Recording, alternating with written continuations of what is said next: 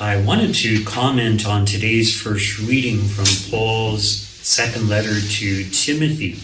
Notice how St. Paul encourages Timothy to keep preaching. So he says, I solemnly urge you, proclaim the message, be persistent whether the time is favorable or unfavorable.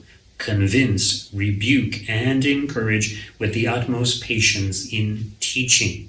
So whether the time is favorable or unfavorable. So in other words, whether the hearers are receptive or not, St. Timothy is called to proclaim the truth. And of course, every priest, every bishop is also called to do the same. And often the message isn't as favorable as people would like it. So sometimes people say, I just want to hear nice stories. I want a story or a homily that's going to make me feel good. But the role of the priest is not to make people feel good. The whole point of coming to Mass is not so that we feel good and are entertained, but rather the ideal is that through what we receive in the Mass, the preaching and everything else, that we become good or are enabled to become better. So in other words, we need sound teaching, sound doctrine. There's a saying that a good preacher is one who afflicts the comfortable and comforts the afflicted. So he afflicts the comfortable. In other words, he makes the comfortable realize that they shouldn't feel so comfortable, that maybe they need to work more at overcoming sins or being more generous or whatever it may be. But of course, the message is one that is of great comfort. So those who are afflicted, we take great consolation in all the truths that our Lord has revealed to us, knowing that he's always with us, knowing that he will help us in any and every difficult situation we may find ourselves in.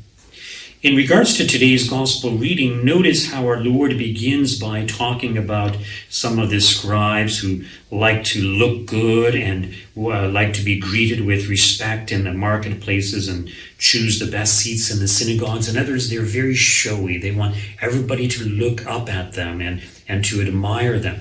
And even when they pray, they say long prayers in order that people will think, they're very pious. But in reality, they're not really praying from their heart. They're not really focusing on God. It is good to be an example of prayer to others, but we shouldn't be doing it, I'm going to do this just so I look good in the eyes of others. We should be doing it because we have a genuine love of God, because we truly have faith. And in our Lord begins the gospel, or this gospel passage begins with this, and then there's this poor widow who puts in 2 small copper coins into the treasury, which are worth a penny. In other words, it's extremely insignificant. Now contrast this with the scribes who seek to look good. Imagine this poor widow. She must have been very ashamed to put in the 2 small coppers. In other words, she didn't want to be seen. She was trying to hide herself. But of course, our Lord notices her, and he points out that he was watching how people were putting things in. And notice what our Lord says, that she has put in more than all the others.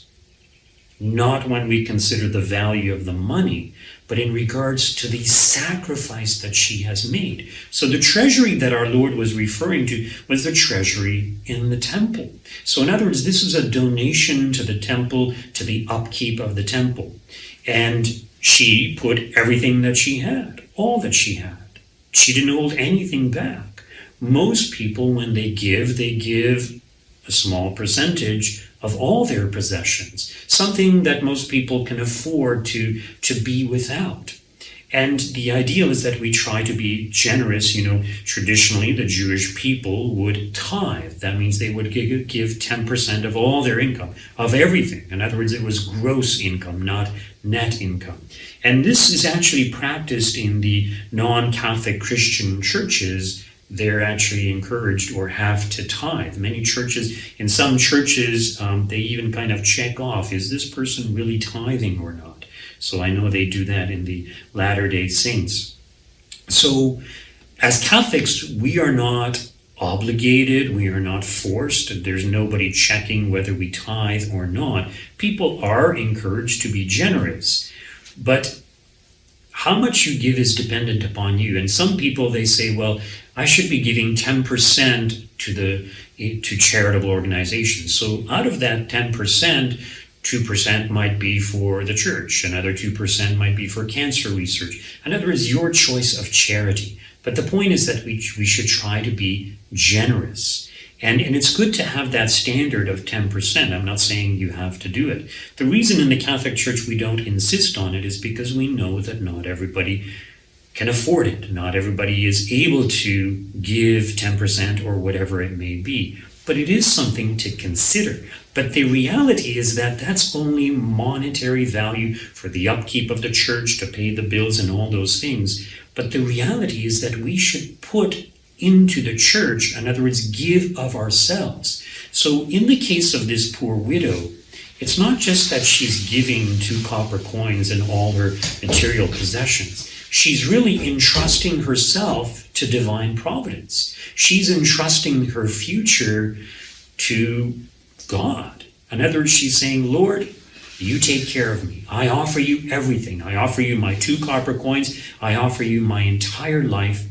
Please take care of me.